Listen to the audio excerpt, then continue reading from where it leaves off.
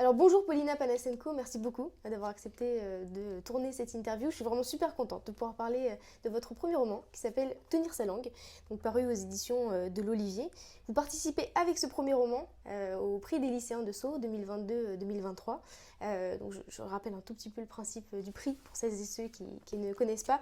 Alors c'est un prix qui est organisé par la médiathèque de Sceaux et qui vise à récompenser un premier roman. Parmi donc, la sélection de cette année, on retrouve votre premier roman, Tenir sa langue, donc aux éditions de l'Olivier, mais aussi La Passagère d'Amélie Fonlup aux éditions Rivage, Les Enfants endormis d'Anthony Passeron aux éditions Globe, et enfin En salle de Claire Baglin, donc aux éditions de Minuit. Donc merci beaucoup d'avoir accepté de tourner cette interview. Je remontre votre premier roman. Est-ce que vous pouvez nous parler de ce premier roman en quelques phrases? Eh bien, Tenir sa langue, c'est l'histoire d'une famille qui arrive en France au début des années 90. Et c'est l'histoire d'une petite fille qui s'appelle Paulina. Et elle arrive à Saint-Étienne juste après la chute de l'URSS. Et elle va devoir apprendre la langue française. Et au moment où sa famille va obtenir la nationalité française, le prénom de Paulina va être francisé en Pauline. Et à partir de là, il va y avoir une sorte d'écartèlement pour elle entre la France et la Russie, entre le français et le russe, entre le pays qui les ont quittés et la France où il faut conquérir la langue. Et 20 ans plus tard, elle a rendez-vous au tribunal de Bobigny pour essayer de récupérer son prénom de naissance. Parce que donc son prénom francisé en Pauline, elle voudrait retrouver le prénom Paulina et la juge le lui refuse. Et j'imagine que c'est une histoire donc, que vous portez en vous depuis toujours.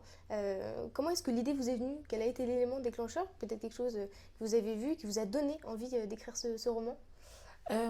Alors c'est un roman qui est parti vraiment du désir d'écrire l'entre-langue, c'est-à-dire cette espèce de zone grise entre la langue maternelle et la langue étrangère, et comment on passe de l'un à l'autre. Et la question de l'accent aussi me travaillait beaucoup. J'avais envie de voir comment on pouvait écrire l'accent. Et le point de départ était vraiment celui-ci. Et ensuite, il y a eu l'histoire de la famille et de la petite fille et l'histoire du prénom qui en a découlé. Est-ce que c'est un projet que vous portez depuis longtemps ou est-ce que, par exemple, combien de temps a pris l'écriture de ce roman? Je dirais qu'il a pris. L'écriture a pris environ 4 ans. Ça dépend si on compte uniquement la phase de rédaction ou aussi toute la partie où je prends des notes. Je prends beaucoup de notes sur, je sais pas, mon téléphone, des tickets de caisse, un peu. La partie où j'ai pensé à l'écriture, pour moi, c'est déjà de l'écriture. Donc en tout, je dirais que ça m'a mis 4 ans. D'accord. Et qu'est-ce que représente pour vous cette sélection pour le prix des lycéens de Sceaux 2022-2023? En quoi est-ce que c'est important que vous soyez lu par des lycéennes, par des lycéens? Je suis très heureuse de cette sélection pour ce prix et je pense que c'est particulièrement précieux pour moi que que tenir sa langue soit lue par des lycéennes et des lycéens parce que euh, la narratrice, on la suit de la maternelle jusqu'à à peu près le début du lycée, et c'est une petite fille qui, au moment de son arrivée en France, est en marge du système scolaire et en marge même de la cour de récréation. Et je crois que ce point de vue-là soit lu par des jeunes gens qui sont dans le système scolaire est assez précieux pour moi, oui. Et donc on parlait de ce prix des lycéens et cette importance pour les lycéennes et pour les lycéens. On va revenir un tout petit peu en arrière pour parler de votre parcours, aussi de lycéenne, votre parcours d'écrivaine. Alors est-ce que vous étiez une grande lectrice? Et si oui, qu'est-ce que vous lisiez? Alors j'ai beaucoup lu au collège et à l'arrivée au lycée, je pense que j'ai surtout lu du théâtre. J'ai lu beaucoup moins de, je sais pas, de romans ou d'essais, mais plutôt c'est là que j'ai commencé à faire du théâtre et j'ai commencé à lire des pièces de théâtre, ce qui avant ne me semblait assez hostile. Et je me souviens que j'avais découvert Jean-Luc Lagarce et notamment un texte qui m'avait beaucoup marqué de lui, qui est du luxe et de l'impuissance. C'est un très beau texte où il écrit comment le regard peut changer sur un lieu quand on le revisite. Et j'avais surtout des lectures où il liait d'une façon ou d'une autre au théâtre à ce moment-là. Est-ce que c'est à cet âge-là que vous avez commencé à écrire? Et une autre question, est-ce que vous avez écrit aussi en russe? Est-ce que vous avez eu l'idée d'écrire peut-être un roman ou peut-être du théâtre en russe, ou alors c'est une écriture uniquement en français? Alors, j'ai commencé vraiment à écrire mes premiers textes quand j'étais petite en primaire. J'ai fait beaucoup de débuts de romans qui n'ont pas, ils sont pas arrivés jusqu'à la fin. Mais les premiers textes que j'ai donnés à lire, je dirais que c'était au lycée. C'était des textes que j'ai écrits en français pour que j'envoyais anonymement ou sous des pseudonymes à des concours de nouvelles.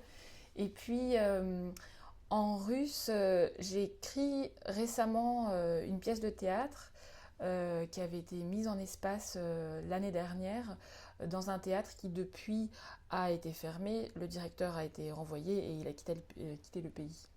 D'accord. Voilà. Et est-ce qu'il y a des personnes qui ont contribué à votre orientation vers le milieu littéraire et peut-être vers le métier d'écrivaine en particulier, peut-être des professeurs ou des proches? Alors je dirais que les professeurs ou les proches étaient plutôt des influences à l'encontre d'un travail dans le milieu littéraire. Euh, Ils étaient plutôt hostiles. Alors je ne sais pas si c'est toujours le cas, mais moi quand j'étais au lycée, si on n'était pas un cas désespéré en maths ou en sciences sociales, on nous poussait plutôt à faire une filière scientifique ou une filière économique. Et donc, comme j'avais des notes correctes en maths et en sciences, on m'encourageait plutôt à ne surtout pas aller en filière littéraire. Donc ça a été plutôt une sorte d'opposition à l'entourage pour faire une filière littéraire. Est-ce que des auteurs alors, contemporains ou classiques vous ont aidé particulièrement pour ce premier roman? Est-ce qu'on peut retrouver des traces? Vous parliez du théâtre. On voit beaucoup dans votre roman, par exemple, des traces de Sergueï Yesénine avec ses poèmes. En quoi c'était important de les mentionner dans votre roman? Bah, Yesénine, c'est un poète que j'aime beaucoup et que j'ai lu très jeune et que j'aime encore aujourd'hui. Parce qu'il y a beaucoup d'auteurs classiques du programme scolaire qu'on nous impose à un moment et parfois ça peut empêcher un lien plus intime ou personnel à cette écriture-là. Et Yesénine, c'est un poète que j'avais lu quand je suivais le programme scolaire russe et que j'ai aimé à ce moment-là et que j'ai aimé ensuite plus tard adulte. Donc c'est un survivant du système scolaire d'une certaine façon. Donc il m'est particulièrement cher. Mais il y a d'autres poèmes, d'autres poètes comme Marina Tsvetaeva ou Akhmatova ou Mandelstam qui comptent beaucoup pour moi. Dans les contemporains, il y a aussi Svetlana Alexievitch, Ludmila Ulitskaya, qui pour les auteurs russophones. Et en français, je lis beaucoup de traducteurs. Par exemple, Luba Jürgensen qui a écrit Au lieu du péril, qui est aussi un livre sur l'entre-deux-langues, ce que ça fait à un corps d'être traversé par plusieurs langues. Ou encore George Arthur Goldschmidt qui est traducteur aussi.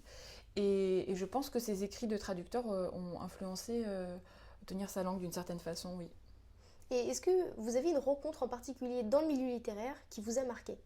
Alors, au premier salon littéraire où je suis allée cette année, il y a un homme qui est venu me voir pour que je lui dédicace le livre et il m'a demandé de le mettre à son nom et celui de sa femme. Donc, je lui demande leur prénom et je leur fais une dédicace et puis je lui demande si sa femme va arriver et si elle est là. Et il me dit que non, parce qu'en fait elle est décédée et que la littérature était un lien pour eux deux jusqu'à la fin de sa vie, parce qu'il lui faisait la lecture en fait. Et à la fin, c'était vraiment ce qui les liait tous les deux, c'est qu'il lui lisait des livres. Et en me demandant cette dédicace pour tous les deux, pour lui c'était une façon de sauvegarder ce lien au-delà après sa mort. Et ça m'a beaucoup marqué et c'était un honneur de penser que ce livre-là puisse participer à ce lien entre deux. C'est une magnifique histoire. Et si vous aviez un conseil à donner à une lycéenne ou un lycéen qui voudrait se lancer dans l'écriture, peut-être dans la rédaction de son premier roman?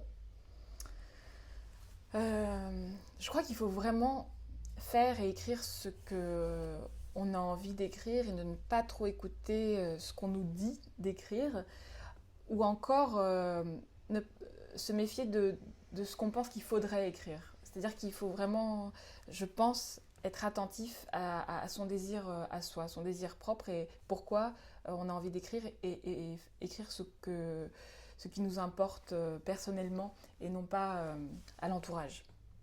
Très bien. Je pense que les lycéennes et lycéens retiendront ce conseil. Je vous remercie encore une fois pour cette interview. Merci beaucoup d'avoir pris le temps pour répondre à mes questions. Donc, je rappelle le titre de votre premier roman, Tenir sa langue, donc, aux éditions L'Olivier. J'en profite pour remercier les éditions de L'Olivier pour nous avoir accueillis dans leurs locaux. Donc, je vous souhaite bon courage dans ce prix de lycéens et à très bientôt. Merci beaucoup.